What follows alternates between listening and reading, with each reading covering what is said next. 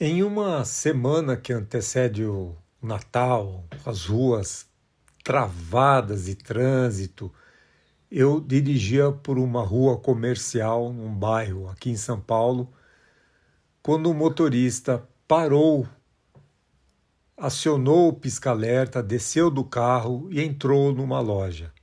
Claro que eu estava bem atrás dele e com isso ele travou toda aquela faixa. Você já passou por isso? Já aconteceu com você esse tipo de situação? Você sabe em que situações se pode ou deve acionar o pisca-alerta? Um acidente à sua frente, uma emergência médica, uma tempestade na estrada? Eu levei algumas questões ao advogado Renato Campestrini. Ele é especialista em trânsito, mobilidade e segurança. Vamos ouvi-lo. A utilização correta do pisca-alerta sempre gera dúvidas aos condutores.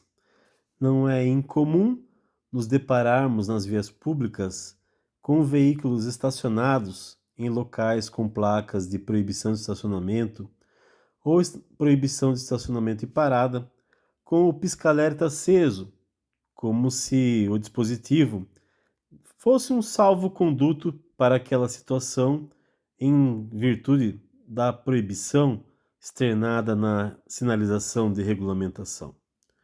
Também não é incomum se deparar com veículos parados na calçada, em situação de chuva forte, de neblina, com o pisca-alerta aceso.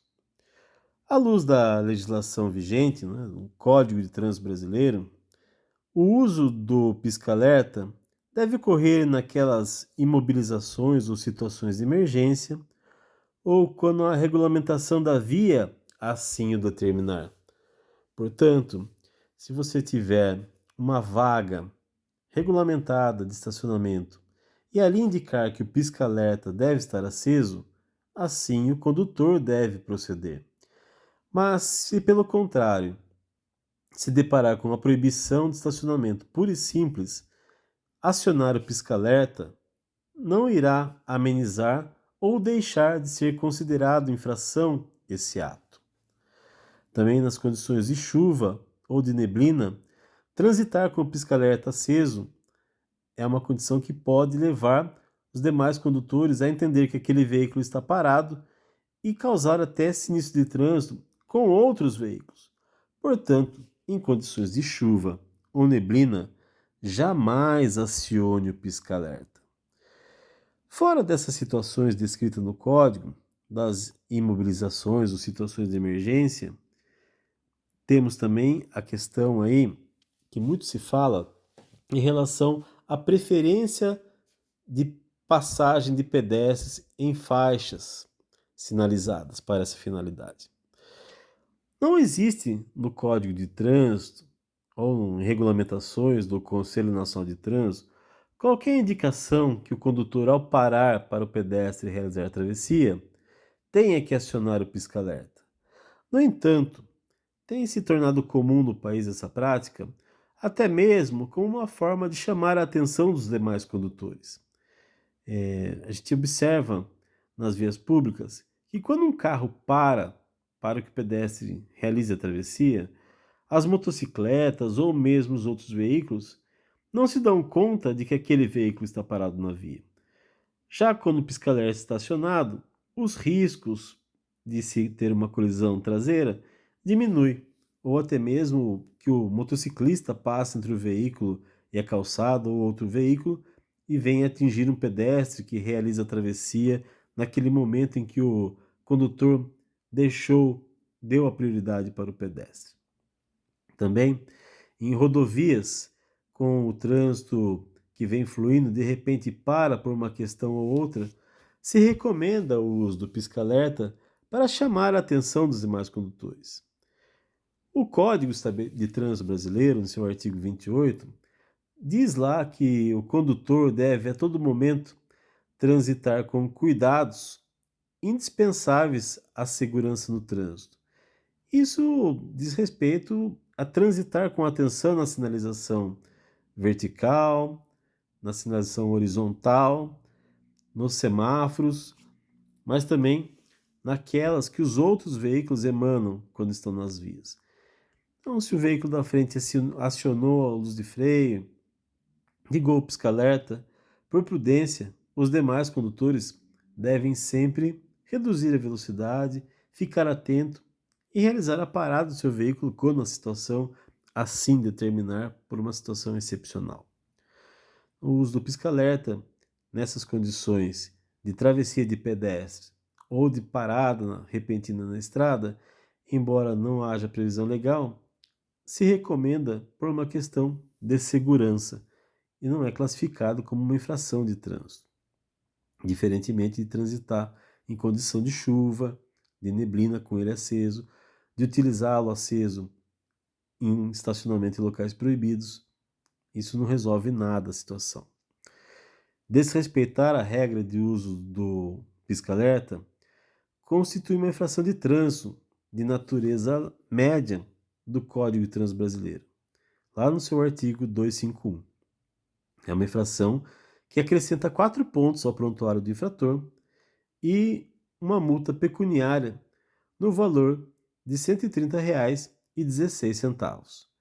Caso o condutor não tenha nenhum tipo de infração cometida nos últimos 12 meses, por ser uma infração de natureza média, está passível de ser convertido em advertência por escrito esse ato.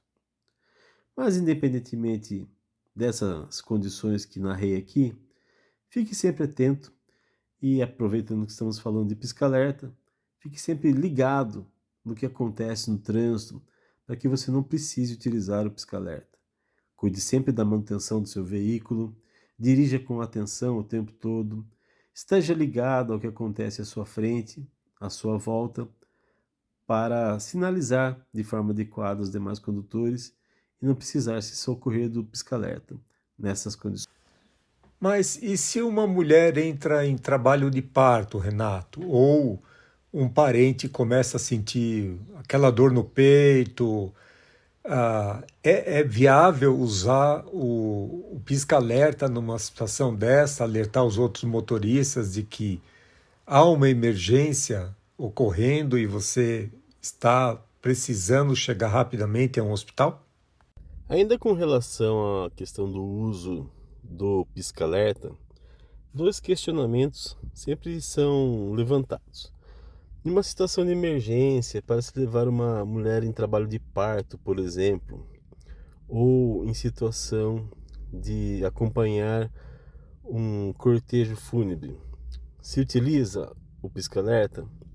A nossa legislação não faz nenhum tipo de concessão para essas situações específicas. Na questão da mulher em trabalho de parto, o pisca-alerta, atrelado ao uso do farol alto, pode sim ser uma situação considerada de emergência e que venha a ser tolerada pelas autoridades, pelos agentes de trânsito com competência para autuar nesse caso. Em alguns casos até essas situações servem até para chamar a atenção dos agentes e podem até escoltar o cidadão até o hospital mais próximo ou o seu destino para realizar o parto. Com relação à questão do cortejo fúnebre, ali não tem previsão de se usar o pisca-alerta aceso. O mais recomendável sempre é transitar com o farol baixo aceso, seguindo o carro fúnebre. Em algumas cidades, esse hábito já foi deixado de lado, mas pelo estado de São Paulo, pelo país afora, ainda há muitas localidades em que é comum o veículo levar o corpo e um cortejo seguir o carro fúnebre até o cemitério. Então são situações excepcionais que as pessoas perguntam em relação ao uso do pisca-alerta, mas que a legislação não contempla. No entanto, acaba sendo aceitável pela situação de urgência, emergência, o trabalho de parto, e o outro não tem previsão legal. Então deve-se utilizar sim o farol baixo numa situação de cortejo. São dúvidas que sempre são levantadas quando diz respeito ao uso do pisca-alerta. E você sabe em que lugar do painel do seu carro fica o botão do pisca-alerta? Saberia acioná-lo sem olhar, sem desviar a atenção do trânsito numa situação de emergência? Eu agradeço a colaboração de Renato Campestrini e espero que ele tenha tirado as dúvidas sobre o uso desse recurso que muita gente acaba confundindo situações em que é possível e que é necessário de fato usá-lo. Por hoje é isso. Bons caminhos. Até a próxima.